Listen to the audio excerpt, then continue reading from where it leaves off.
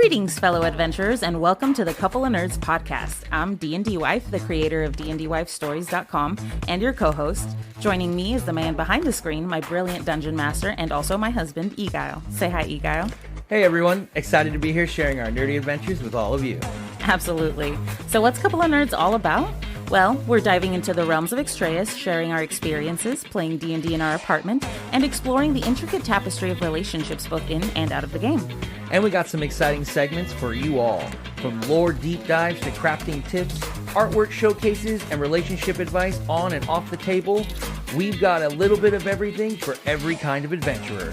So whether you're a seasoned adventurer or a tabletop newbie, we invite you to join us today. Tune in, relax, and enjoy the magic of Couple of Nerds. May your rolls be natural 20s and your adventures be legendary. Welcome, everybody, to another episode of Couple of Nerds. I'm your host, DnDWife, and with me is my co-host and husband, Dungeon Master Eguile. How's it going, everyone? Welcome.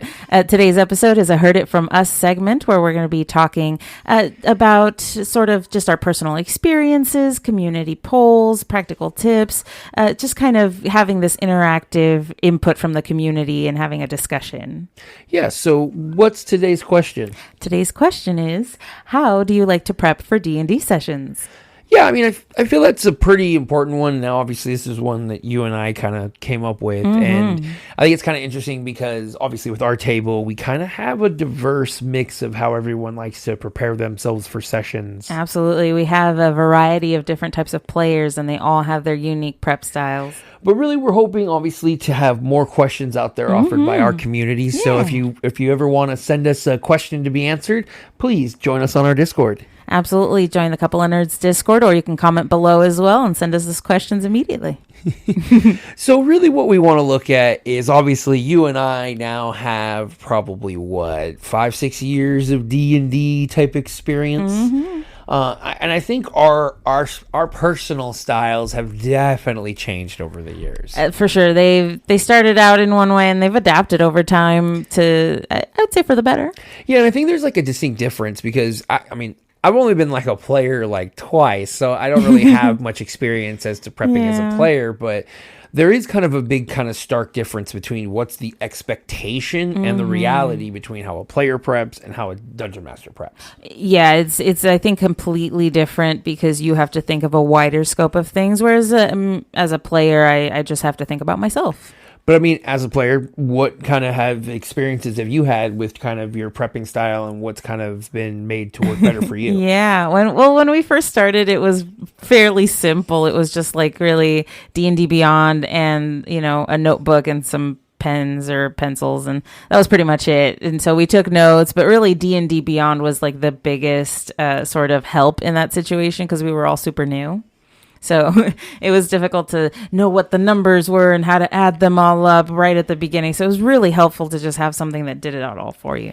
Yeah, I mean, there's kind of, to me, like the pros and cons of D&D Beyond, and like, especially now with what's going on with it, with their new, having to purchase everything. But really, it's great for beginners, but I mean, I think you can get kind of over-reliant on it. It was tough, and you don't start realizing it until later when you've become a more experienced player, that you really do need to know how your numbers add up, just to know that. Yeah, it's important. Because for me as like the DM, it's like, okay, well, obviously, like I have to know all the rules. So like, why can't you know the basics? And so, the issue I had with D&D Beyond was like, if you like misclick something or whatnot, the numbers just like, kind of pop up and like things just, and you don't really know why. And then when you're trying to kind of backtrack or find out, you don't really know how you can do that. So it really is kind of one of those things where like, as rudimentary as it is, paper, like using pen and paper is kind of the tried and true. Yeah, for me, one of the biggest issues since I play a lot of Magic classes for using D&D Beyond was that it didn't track where I got extra spells from. So it would say I was over the limit every time. So I had to delete a bunch, add the ones I needed, and then add the other ones afterwards. Yeah. And then I think obviously, with us and our personal experiences is like there was a lot of changes in like the way my players, including you, had to change prepping because we went from playing like traditional Dungeons and Dragons content to now homebrew, could be anything. Good luck trying to track what I'm about to do kind of stuff. Yeah. So you kind of found a way to kind of adapt to that. Yeah, I found some really interesting sort of papercraft note-taking aids online that were really cute, really fun to cut out. And it just consolidates the information for you. You still have to know how your math works, but you can all write it down in one central spot and then put it in an area where, you can see it and it's readily available to you during the game. Oh, yeah. And like for me, like as a DM, like, oh man, yeah, I mean, I would say from when I originally started, prepping, it was always very much like weeks ahead of time. I would be, already kind of writing out plot points and storylines, and I would have these like, text documents that I would, and like this killed you later on, like, because I would just delete what I wrote for the previous session, and I would just write a new set, and I wouldn't just keep this running tally. No, keep the notes. So it made it hard to kind of later on go backtrack and see what we had done, because it was always deleted and we didn't record. So it was really, because I didn't quite write everything down, there's kind of a lost history a little bit in our old campaigns. Thankfully, I sort of made myself the bookkeeper for that entire campaign, so I did have pretty meticulous notes on what happened, which was nice. Yeah, that totally did really help in the long run. And then like for me, it was really just kind of, in the early days, it was very much just kind of trying to plan this story and trying to be as rigid. I mean, not trying to be rigid, but it's kind of hard when you're reading the books and the books kind of are like, all right, if the players sit here, this is what you got to do. And so you're trying to like build a story around this, but the campaign books really kind of hold the player's hands.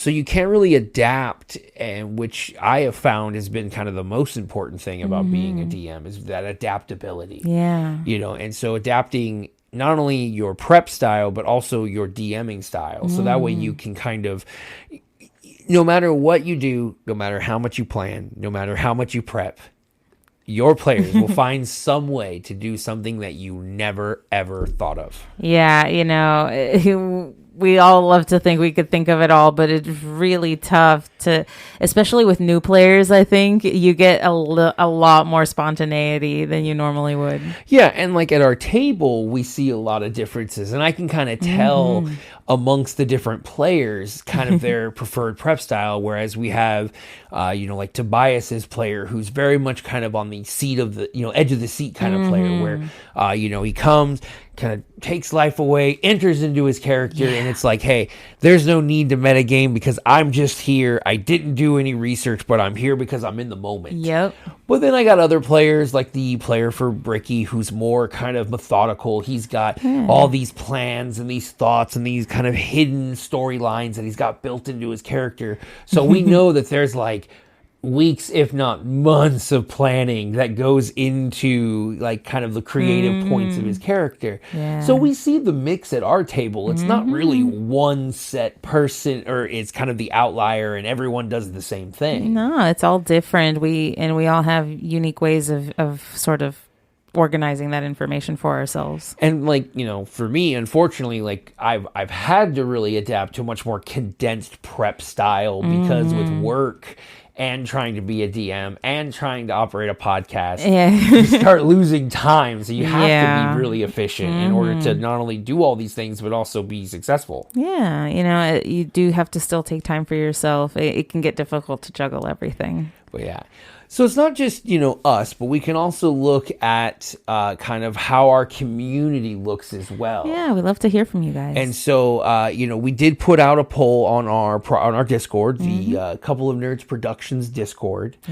So go out and join. There'll always be kind of, look to the link to at the end of this podcast. But please join, because that's where we put all the polls first. We do put some on X, but it's usually much later. So we put this poll out, and what were the options given on our poll? So we had a few options. The first was, just winging it. It's never wrong, I guess. And then there's the prepping the day before. And then when you immediately start prep right after the last session. Right. And so what we kind of found was that kind of what we thought, just like our table, it's kind of like a split between those who prep last minute and those who prep right after the session waiting for the next time they can join. Yeah, there were only a few that said they prepped the day before. It's really either not at all or completely from the get-go. And I think that really kind of like highlights that kind of two different styles, because I think they both have their merit, because like I said, with the kind of fast and loose method of prepping, you do avoid kind of overlooking or doing too much research, looking too far ahead to the point where you're kind of missing all the events that are going in front of you, because you're like, well, I'm not going to be good until level 7. So once I get there, then I'll start pay attention to the story. It's like, no, man, you gotta live in the moment. Yeah, it's really helpful in avoiding certain assumptions that a player can make during a session. But it does on the opposite side, because there's no pro without no con. And so the other side I see with that though is sometimes that kind of frustration as a DM of like where it's like, okay, well, what's your spell casting modifier? And they gotta look it up, and and you're like, okay, it kind of sometimes slows down the game because this player hasn't really learned or memorized their numbers when they're rolling over and over again. So they're constantly having to look back at their research because kind of they weren't ready for today's quiz. Yeah. Which D&D sometimes can feel like. This is why I kind of recommend those papercraft notes and stuff, because it can really help during those situations. You don't have to keep flipping back and forth trying to figure out where your info is. Yeah. And so, I mean, like, you're kind of one that likes to kind of be ready, and usually after we end the session, you and I are talking about what could possibly be coming up next. Later. Yeah. I mean, so do you find that there are any kind of disadvantages that come from just kind of overdoing it a little? Well, yeah, you can, like I said, you can fall into the pitfall of making assumptions about where the story's going to go, or where you think it's going to go, or what you think certain players are going to do, when it's really, I have found, become like a completely random thing that can happen, especially with our newer players. Anything can happen. So there's really no point in trying to figure out what everyone's going to do. It's just kind of have fun. And that's what I've learned so far, is just to I guess it's to compartmentalize between me as the player and me as Luna. I have to just become Luna when I'm at the session, and there's no outside thoughts that can come in from that. Luna just knows what she knows, which is hardly anything because she has no memories. Yeah, I get you. I think there are disadvantages though to kind of that long-winded kind of, if you're prepping too much. Yeah. At least on a player's perspective, in that you do get, I think, a little too buried in the minutia of your character, in that you're kind of building so much to your character, and you're thinking of all these storylines, you're thinking of all these things, but then you're not actually making that in the game though, because it's all being done outside during your prep. So in your head your character's done all these great things and has all these great plans, but then it doesn't transcribe well to what's going on in the story, or it becomes kind of this weird juxtaposition where your character suddenly shifts because you had a thought 3 weeks ago that you came up with, and you've just been fixating on that. You can't get it out of your head, and it's like, okay, but now you're kind of pulling out something that might have been more what the DM was focused on. Yeah, or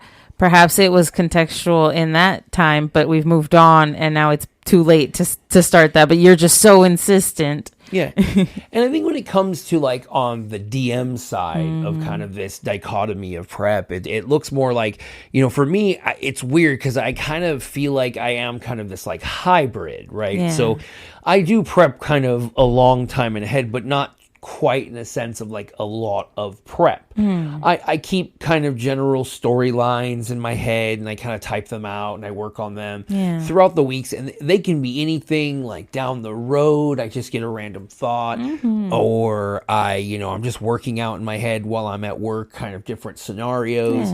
But in reality, for me, because of the way I've set up my table and that I record my own voice, we have copious notes, photographs, all that. And because of that, I take a much more impromptu style DM approach to where most of most of our sessions are me essentially winging it. And there's been a lot of times where you guys will come out of the session and you'll be like, oh man, how long did it take you to make all that? Like, how long was that all in the works? And it's like, oh no, we made that up on the fly. Like, we're just going. That just happened. And I prefer that as my prep style because obviously I have a very productive and busy kind of lifestyle. So without kind of having those skills, but that's really me though. I have kind of developed these kind of impromptu like skills over decades. Yeah. And so that's kind of what's given me a skill and kind of unique of being a DM, because when I was this like overly prepping DM, I had so many moments like you would see on Critical Role or Dimension 20. It could get a little frustrating. Where you have written so much lore, so much backstory, and all this. I mean, I built towns. I think I built an entire country. All this information for you guys to never even step foot in that region. Nope, like those didn't notes, even go. Those notes are still sitting somewhere, pristine, not even a fold, because we just never did it. And I spent months, and I remember just being like, okay, can't keep doing that. No. It's just not going to work. It's going to be so demoralizing to just keep doing that and having nothing come from it. But if you want to take part in the next question or provide a question of your own, please look us up on the Couple of Nerds Productions Discord. That way you can give us the questions and also participate, and also get some more behind the scenes little looks at all the different shows that we have from our... You can also see what's going on with the polls, see who's voting where, and find out, what's winning. But, there's always a question, what have we learned? What kind of tips and tricks have we picked up along the way to help us out? And, I don't know about you, but on my end, I've only DM'd a couple of times. But what I did actually, I think I've only DM'd once. I was like, couple? Once. Like, where have you been? I don't know about the couple. Once. The one time I did it, it was just a one shot. So it wasn't anything crazy. It wasn't like a full-blown campaign or anything. But it was, I wanted it to be a sort of a fun reprieve from this long campaign we'd had. And I pulled up a sort of papercraft campaign, I don't know, one shot. And so where everyone's at a fair. And so I created all of these little papercraft 3D buildings and all sorts of different it was like things. A whole big thing. There were animals and different exhibits and shops. It was so much fun to make, and it was so much fun to bring everybody through it as well, while we were playing. So that was super fun. And that's how I prepped for that one, for the immersion. I also made sure to buy like specific snacks that were all tuned in for a sort of carnival theme, and prizes for people to take home. So that was one way that I prepped on that one. But like as a player though, like how do you prep for a session? So we get these really cool binders, which I really love too. So I make sure to keep all of my little notes. I have, like I said, these other little papercraft note-taking skill, like little aids that I cut out. They're like little Post-it notes. Sort of, yeah. And so I write all my most relevant information on there, and it helps so much, especially if we're in combat or anything like that, that I don't have to go flipping through the rest of the binder to find my information. Yeah, and if you don't want to go through the meticulous task of cutting all these little paper receipt things, Post-it notes are a pretty good. I use them as a DM. Like they're great ways to kind of keep track of certain spells or items, or even just your kind of your stats for each session. Yeah. Or you can kind of put, no matter how big your tabletop space is, you can kind of put them in anywhere. Yeah. Or even, a 3x5 sort of card that you can just write on really easily. Super simple. Just keep all your information in one place. Yeah. I mean, but like for you though, like how early do you say like you kind of start prepping? Just the day before. I think that's kind of interesting because I would have assumed you to be like the prepping every day, all day kind of player. No. So because Luna is is essentially has amnesia, I don't really have to, because a lot of my stuff I don't know. That is, I didn't even think about that. Yeah, so the real only prep I have to do is update my character sheet whenever I level up, which is not very often. Yeah.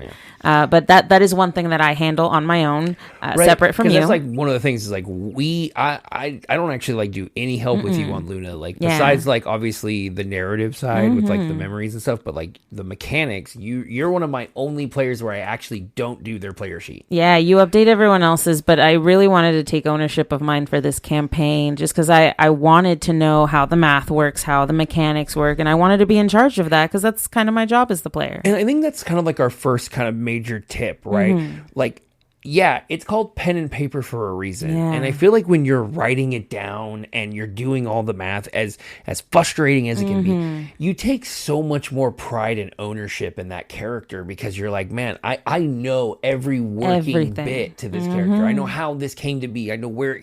And I think that makes you have a lot more, not only respect for your player, but also much more kind of invested in them. So you see them as a much more real person to yourself. Oh, yeah. I mean, there have been a couple times now that Luna's had maybe some close calls, and the idea of even losing her is just unthinkable at this point. Yeah, and I mean, if you're looking for anything out there, like websites like DM's Guild and everything, there's a lot of places out there where you can get a lot of cool free source character sheets that have kind of unique designs or sometimes clarify the information a little better. I myself personally use a kind of a collection of more simplistic player sheets that kind of organize the information a little better for you guys, and also are completely editable, so you can have the same look, but if you want something to say something different, say a different kind of magic that doesn't exist in D&D, we have a fully customizable player sheet, so we can change some of the boxes. So if they don't have spell slots, they have text slots. It shows on their player sheet, and it's not them just like scratching something out and then writing the new information. Yeah. And how do you keep track of all the lore that we have in the world? So I personally, I've messed around with a lot of different things. I used to use Kanaka. I've used, just a regular kind of documents page.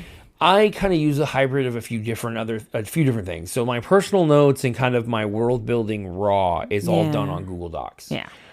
Whether it's spreadsheets or whether it's the documents themselves. That's kind of where I put just any information I know, because it just boots up on my phone real easy. So if I'm at work and I come up with an idea, I'll bust out my mini keyboard and I'll just sit out there while I'm on my break and I'll type out ideas. Cool. But for our actual lore part, I do recommend for DMs out there is look to one of the kind of lore keeping programs or websites out there. There's some that are free, some that are paid. Yeah. We are in no way sponsored, though we wish. I personally use World Anvil. Yeah. We're working on it. It is one of those things where I don't know anything. And so I've been learning over the years, working with it, and hopefully being able to kind of produce more with it and allow some of our subscribers some secret access to our account. But that does a really good job of kind of holding our baseline information, keeping a collection.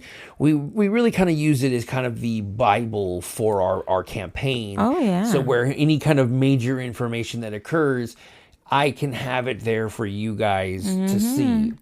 But for me, I find that if you're looking for the easiest, Google Docs, hands down. Yeah, absolutely. Our second biggest tip is use Google Docs. You can create documents that you can share individually with each one of your players. And you can also, it's kind of cool, you can kind of see when they're on the document, and you can kind of collaborate and work on information together on a document. You can show them where they made a mistake or kind of questions, leaving answers so that only you and a particular player can see this information and not the whole world, or they have to buy a subscription or log into a program. It's connected to their Gmail account. Nice. It's very simplistic.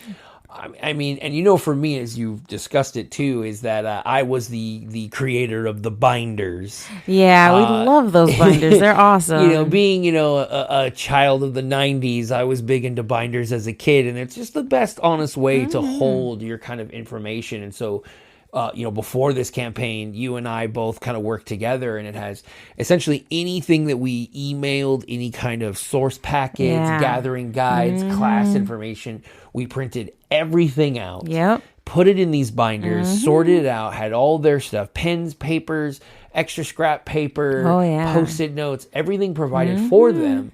So that way they always have the correct information with them. So, and those binders stay here. Yeah, they do not go home with the players. That's Except for a couple Tobias reasons. once, but he got in trouble for that one. Yes, they are all supposed to stay here just because you never know what happens either in transit or at your own place. If you have children there or if you have animals, they might get all up in your stuff. Spills on it. You left your homework. And it just or you lose it. And it makes it, I think, for especially like, DMs out there, your players, it's a lot less nerve-wracking, right? They know that, okay, I just go to where I play D&D and everything is there for me. I literally just have to bring myself and some dice and maybe some snacks. But it really helps kind of make prepping a null point for all of your players. Because just taking a few extra steps, and hell, you can even make it a session 0 party where everyone builds their binders together. Yeah, that's fun. And those really do help in the long run for kind of, I think, any type of prep style. Whether you're someone who's prepping every day of their life, every time they're awake, it's D&D. Your binder might need a 4-inch binder to hold all your information. Or if you have this little tiny binder that just has your basic info, but that's all you really need. And I think that really is an important tip to take away from that. Nice. And then how do you structure your session prep? Yeah, for me, obviously DMs, it's a tough one because DMs, there's a lot more skills to kind of take into account. Like I was talking about earlier, it's just like, I'm a very impromptu person. So I very much can just take the session, roll by the seat of my pants, and we just go with it. That's true. But I also have the same players that I've had for years now. So I kind of also know what not to expect, kind of weird way to phrase that. But it's like, I kind of know their craziness and kind of their levels of how far they go. Yeah, they'll find ways to surprise me, but it's not too far-fetched. Yeah, you can roll with the punches. In terms of like a general, it really is kind of outline status. It is really the best way to go, kind of create a principal storyline, like kind of a main plot point, and then just kind of make basic bullets. And then I do a lot of if and then kind of things, right? So like if they do this, then this might happen. Or if, and instead of building like this whole long story, just kind of have a bunch of if thens. And then as you end your session, you can kind of now see where all the answers kind of move forward in the plot. And so that way, instead of making all this detailed and rich story that you may not use, it's almost like kind of programming in that you're just testing to see where they go and what are the results of that kind of choice. Okay, that's interesting. I never really thought about it that way. Yeah, because you want to be in depth, but you also want to be flexible. And so also, I think, really it kind of sucks in a sense because it sounds bad. It's like generalization is a great thing. And it's like start off general. And that way, if your players start to go into more, the way I look at it is like, it's like resolution, right? So like start off with like 30 pixels. It's grainy. That might be a building. Who knows? They might not even walk to it. So then who cares? You didn't need to render it. But then as they get closer, okay, now you got to add some more detail. Oh, they want to go to okay, now you add some more detail. And through the actions of the session itself, you've actually now built it as you've gone. And it's only based on what they need to have loaded in the hologram, essentially, right? You don't need to make the palace if they never go out of the, they never enter the city to begin with. But if you kind of have a general idea, and then as they go deeper and deeper, you start building on that idea. Now you're prepping in the moment. That's really cool, because then you don't have to be like those DMs that take out a huge chunk of paper and just rip it out of the binder and throw it away. And when I say also being kind of slightly general is that all of that stuff can be used then for another time. There's plenty of times where I think you guys would come up and be like, oh, did we ruin something? It's like, no, it just means it hasn't happened now. So never think of, oh, I prepped all this stuff and it doesn't work. I mean, if you just have to change the name and a couple of kind of mechanics, then that doesn't mean it's been used or wasted. It just becomes a different type of encounter. Yeah.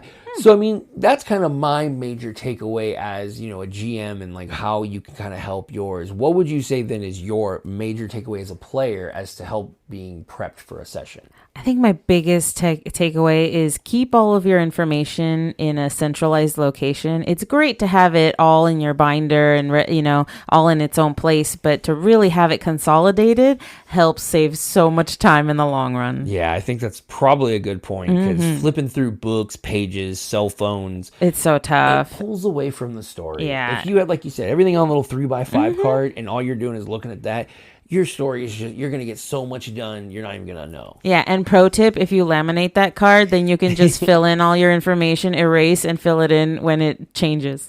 So that's, you heard it from us. Yeah. Now, the us is not just us. We want you to join in on this conversation. So please, once again, join us on our Discord of the Couple of Nerds Productions. Absolutely. We'd love to hear from you. You can participate in our discussions, our polls, and other interactive activities. We always have someone on the Discord. It's super fun to have you guys there. Please also check out our YouTube. We are growing in subscribers. We couldn't be any happier. At this point of recording, we are sitting at 15, which I know that's a small number. Well, we never thought we could have gotten to that high of a number this early in how we've started. Absolutely. So really what we want to say is, as we're looking at it, we're all kind of different and everyone kind of has their one style, but really there is no one right way. Whether you're winging it or whether you're prepping like an Encyclopedia Britannica, just play. Just enjoy the game. Find more ways to make yourself immersed into the experience. Yeah, it's really whatever helps. Sometimes less information helps you be more in it, and other times more information gives you that sort of rich world that you were interested in. So there's something for everybody. So again, thank you for tuning in, and be sure to keep an eye out for as we explore more topics and we share more insight in our future episodes of You Heard It From Us. Absolutely. Thank you so much. And also keep an eye out for upcoming episodes. Stay tuned for more engaging content and our next question, which is, how long are your TTRPG sessions? Have a good one, guys. Have a good night. And that concludes today's journey through the realm of Couple of Nerds. We hope you had a blast exploring the intricate world of Extraeus. Don't miss out on the visual extravaganza over at our YouTube page at Couple of Nerds Podcast. It's where the magic comes to life with exclusive video segments, art previews, and a peek behind the curtain.